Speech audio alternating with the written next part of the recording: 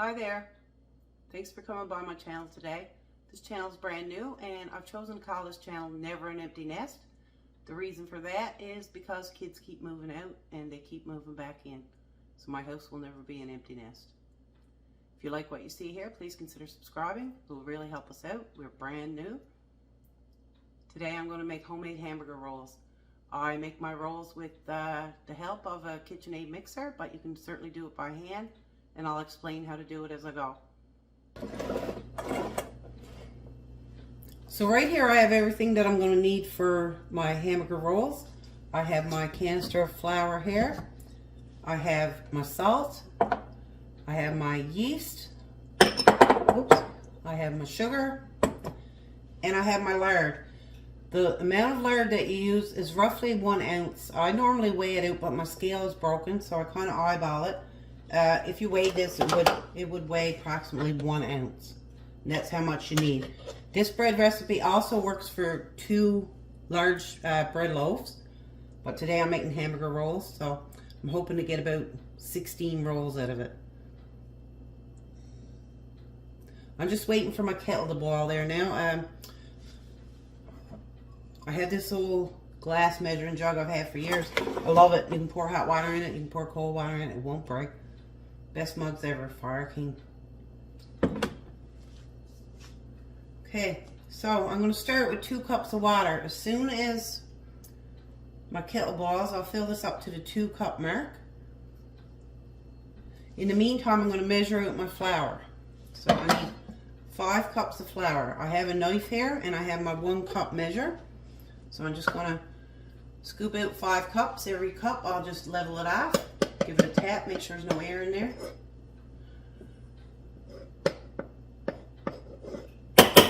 This 1.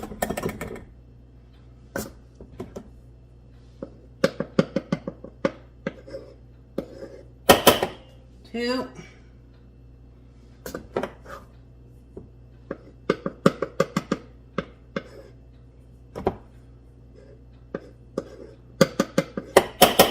3.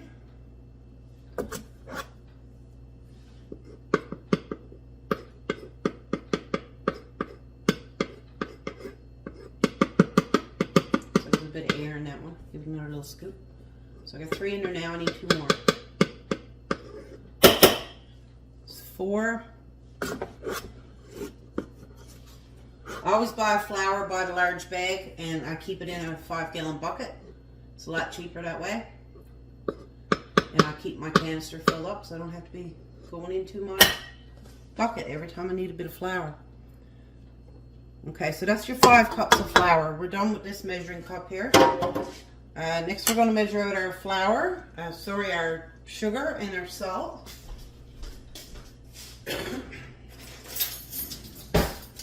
So we need to use a 1/2 tablespoon of sugar in our flour. So we can just level that off, just shake it. Okay, 1/2 tablespoon of sugar, and we need a teaspoon of salt. So there's 1 teaspoon. I'll just level that off there. Okay, so that's all your dry stuff you need for your bread. I'm just going to lay this stuff over here out of the way.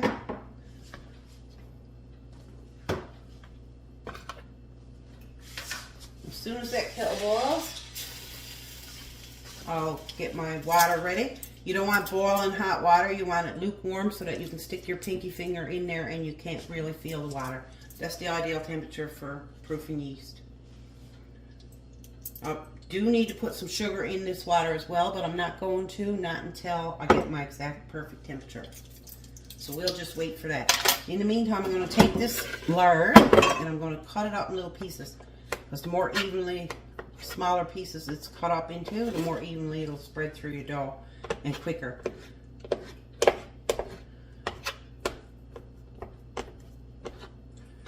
There. Now before I put that in, I'm just going to give this a little mix with my knife here just to get the sugar and the salt through the flour. Now I'm just going to scrape that in there. Done with that plate. I'll just give that a little flick here now. Try to coat all those little squares of lard with a bit of flour. That'll disappear into your dough. You won't even know it's there.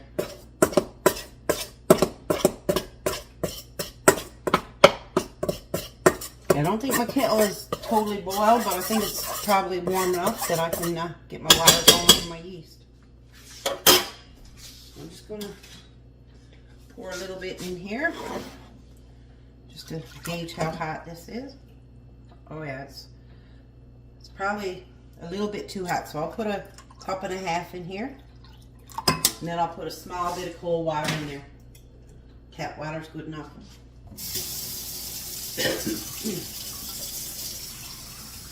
Bit of a half cup.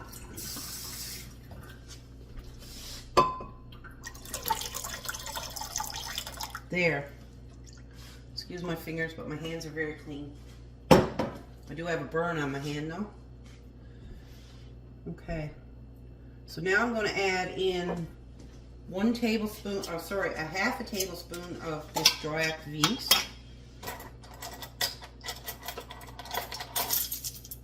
Half a tablespoon. I'm just going to sprinkle that all over. And I'm also going to add a half a tablespoon of sugar. Now I'm not going to touch that. I'm just going to leave it alone and let it do its thing. Should take about, I'd say, within 10 minutes that'll be ready to go. So we're just going to wait for that.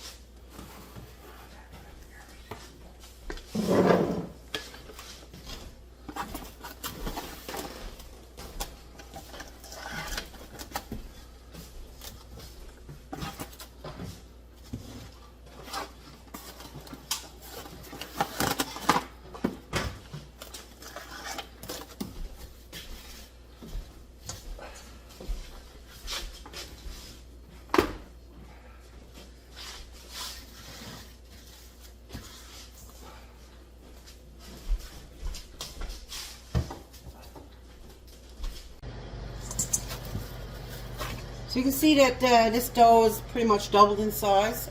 Next thing we need to do is knock the air out of it and let it rise again. So just with your clean hands, you just give it a good punch down. Make sure you knock all the air out of it, or as much as you can.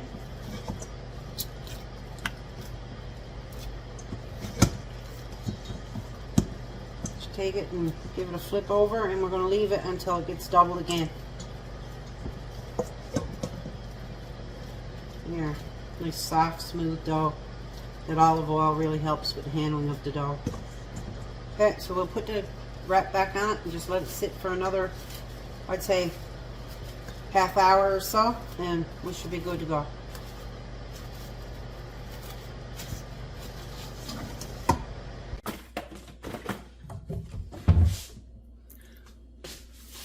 So as you can see here, our dough has risen really, really well. It's almost full height of the bowl here.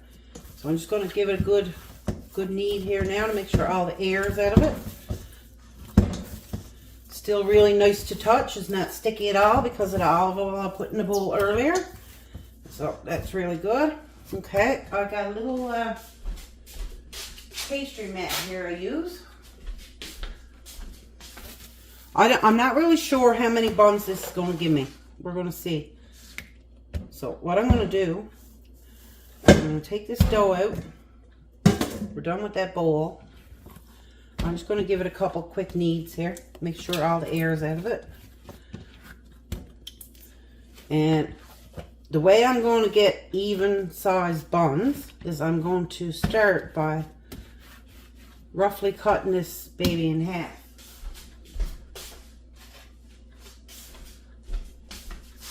Now I'm not going to use the sharp side of my knife because I learned the hard way that this mat does cut fairly easily.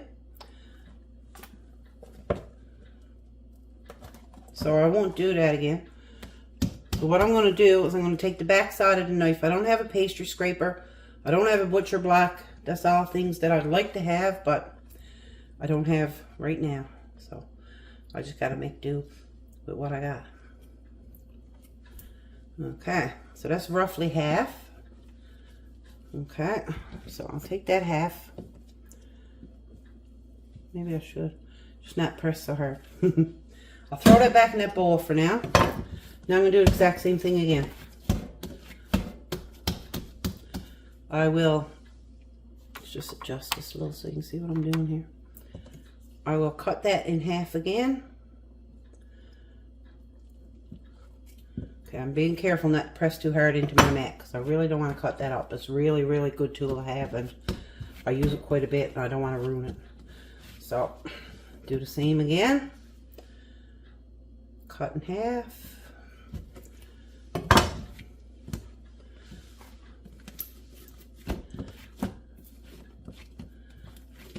Cut in half.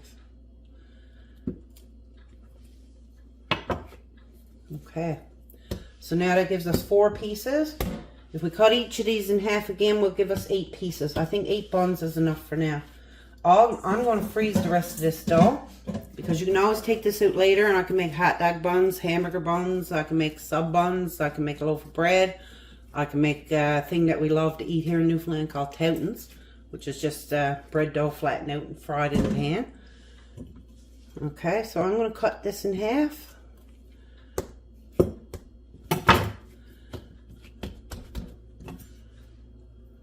in half.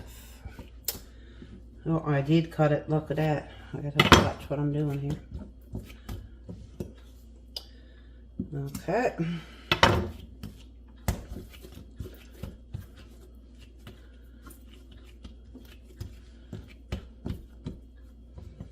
Okay.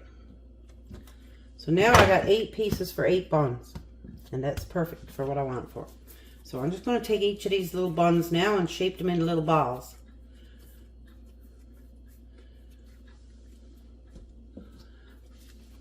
Just squat the air out of them and then just keep tucking.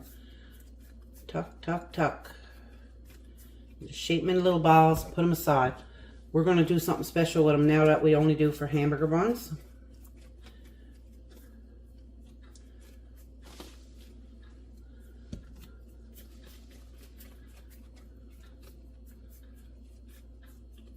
They're roughly the same size. One or two might be a teeny bit smaller.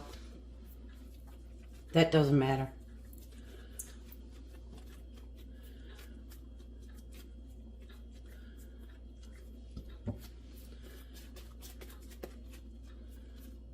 This one I think is a little small, but that doesn't matter really. Okay.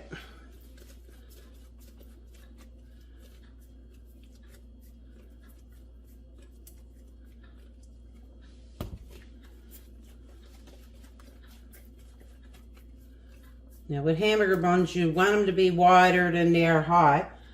You don't want them too high because when you cut it in half, you don't want too much bread. You want it to be wider and shorter instead of narrower and higher. Just so that you don't have too much bread with every bite. I'm just going to grab a small lunch plate. So I got a small lunch plate here. Just going to get my flour can here. Okay, so what we're going to do for hamburger buns is we're going to put a little tiny bit of flour on here. We're going to take our ball of dough, give it a little pat in the flour, roll it around a little bit. So what I'm going to do now is I'm going to take this plate and I'm going to give it a little press.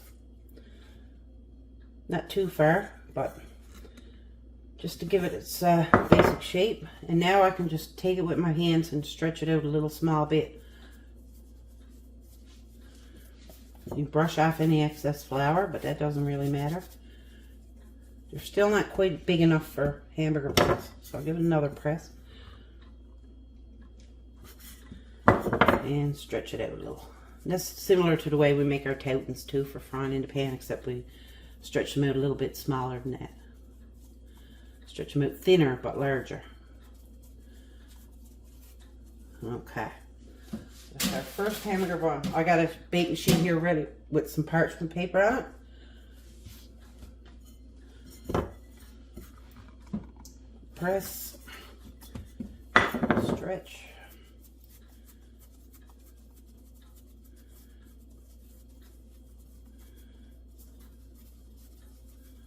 And give it another press.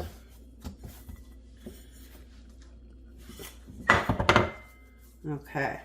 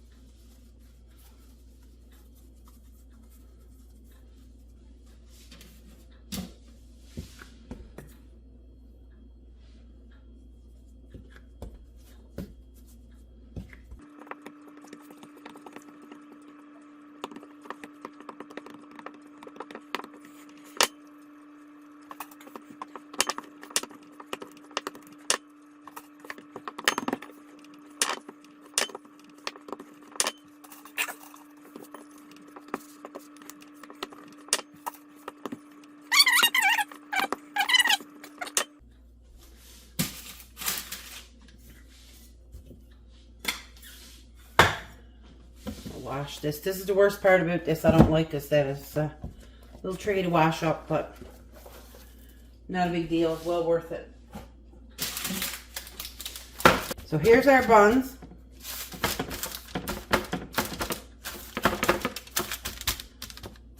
Give them a little final little pat down here. So we're going to put some wrap on those. The tops of them are well floured, so they won't stick to the wrap. This I'm going to take and freeze it for later use. Or if you made the recipe, you can make 16 buns. Cook them off and freeze the buns, or use them, or whatever you want to do with it. So, good old cling wrap. Okay, so we're just gonna cover that just to keep the air off it, keep it from drying out. And we're going to let that sit now for about half hour, 45 minutes until these babies start to increase in size. You don't want to let them rise too much because they'll be filled with big pockets of air, which we don't want. I'm going to give them another little pat. Just because I don't want them too high. I want them more wider than they are high. Okay. Now, while I'm waiting for those to rise, I'm going to turn on my oven. I'm going to put it on 410 degrees.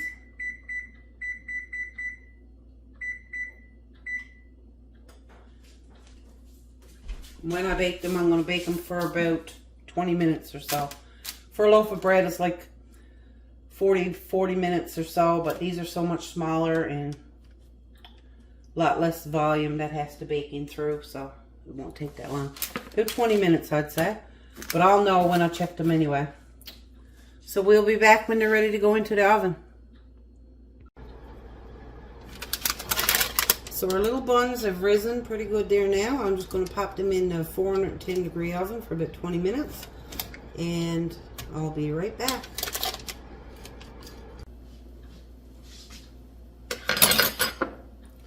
So little buns are baked off nicely here. Just going to give them a little brush of butter so that the crust is soft when they cool off. I don't melt my butter, I just use the heat from the brush.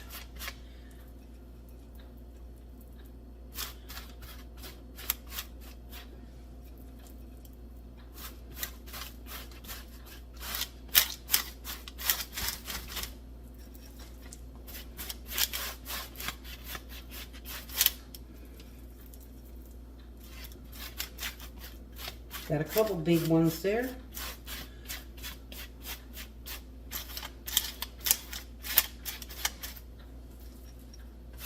I'm going to flip these over now and do the bottoms as well.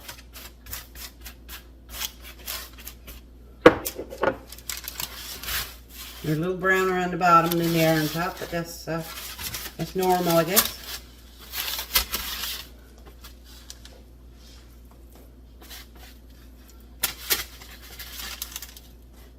Now, I didn't over bake these, and I didn't bake them very long. 20 minutes is plenty.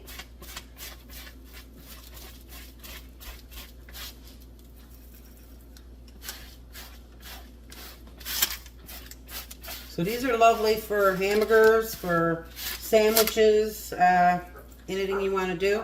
I'm going to use these for tuna burgers or tuna melts.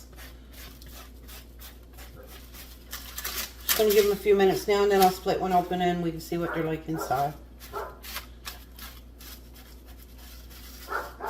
Oh, my dog wants to get in, I think.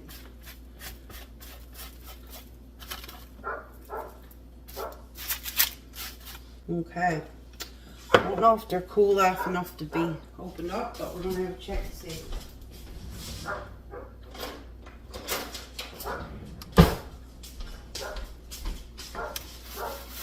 Oh, a lovely, lovely bread.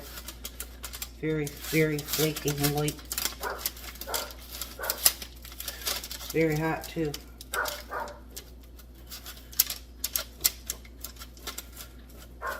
You can wait another minute.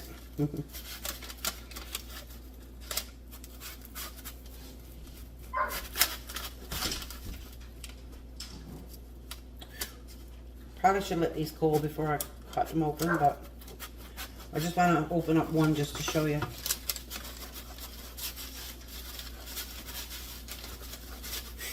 Very, very hot.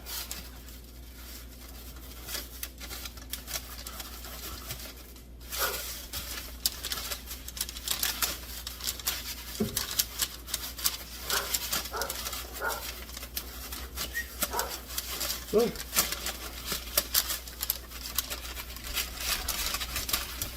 Stubborn I am, instead of waiting. I want to do it right away. Here we go. Now they're tore up a little bit because they're so hot, but when they cool off, they'll slice open just like a dream.